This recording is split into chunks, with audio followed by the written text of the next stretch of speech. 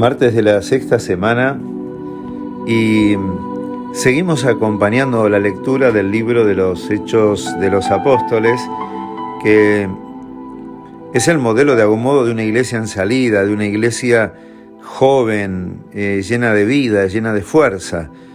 Y vamos a seguir viendo conversiones y el crecimiento de la iglesia como se fue dando incluso hasta nuestros días.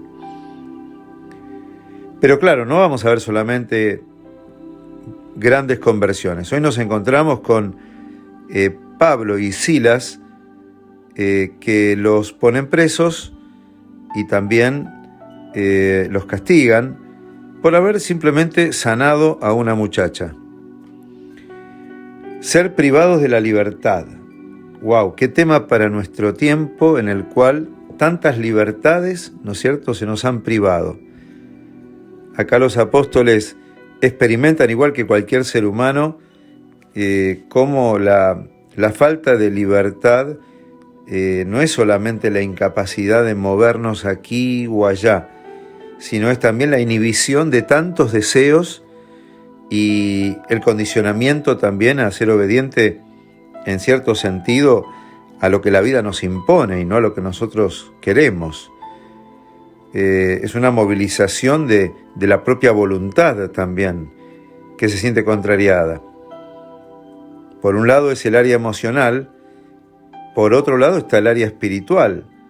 ¿Cómo puede ser que estamos tratando de llevar la obra de Dios, el reino de Dios, y sin embargo terminamos presos en la cárcel y apaleados?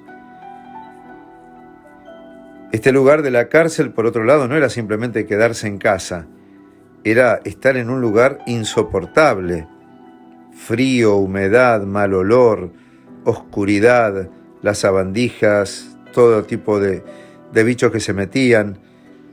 En aquel tiempo tampoco había baños, estaban heridos, nadie los curaba. Los ataban a una cadena y los dejaban ahí amarrados al cepo y sentados hasta que llegara algún momento que alguien los sacara de ahí. Por tanto, era una crisis realmente fuerte la que se vivía.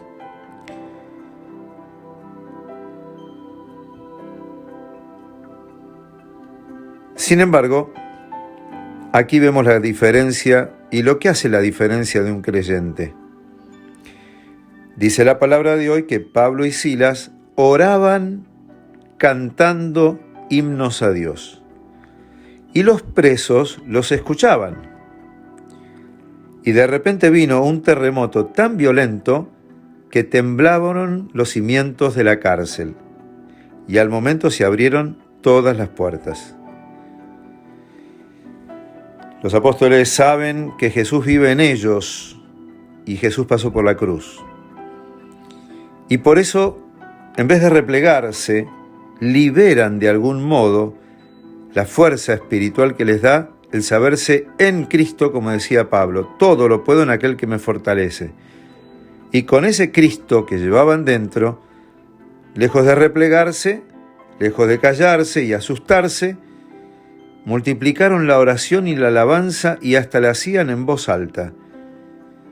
Y así como tembló aquel Calvario en la muerte de Cristo, en el dolor de sus hermanos, tembló también aquella cárcel. Y se abrieron todas las puertas. El carcelero, cuando lo vio, quiso suicidarse y ellos le dijeron que no. Y ahí le pregunta también este carcelero, entonces, ¿qué tiene que hacer para salvarse? Y Pablo ahí le responde, que se convierta a él y toda su familia. Fueron, se bautizaron, comieron, celebraron la Eucaristía, por decir así, todos himnos de nuestra iglesia, el bautismo, la Eucaristía, el encuentro. Y es por eso que también hoy tenemos que ver qué hacemos con las cárceles que nos tocan vivir en la vida. Esta inmovilidad, estas situaciones de parálisis, todo esto que nos ha privado este tiempo, tantas cosas que nos hacen sentir, nos hacen sufrir y no nos permiten realizar nuestra voluntad en todo lo que quisiéramos. Estamos invitados a probar la fuerza de la oración y la alabanza y liberar ese poder que hay en la oración de comunión con Dios y también de apertura de salvación a los hermanos. Muchas veces el dolor de uno nos hace empáticos con el dolor de los demás y en nuestra oración podemos incluir a todos los que están pasando la misma situación.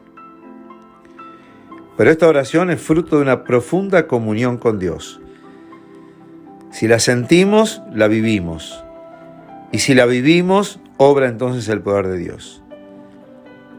Tu cárcel y mi cárcel pueden liberar la oración y la alabanza, o bien la queja, la amargura y la lamentación. La llave está de nuestro lado y el Señor nos invita a ponerlo en obra, para que la paz del resucitado esté con ustedes y en el mundo entero. Nos bendice Dios Todopoderoso, que es Padre, Hijo y Espíritu Santo. Amén.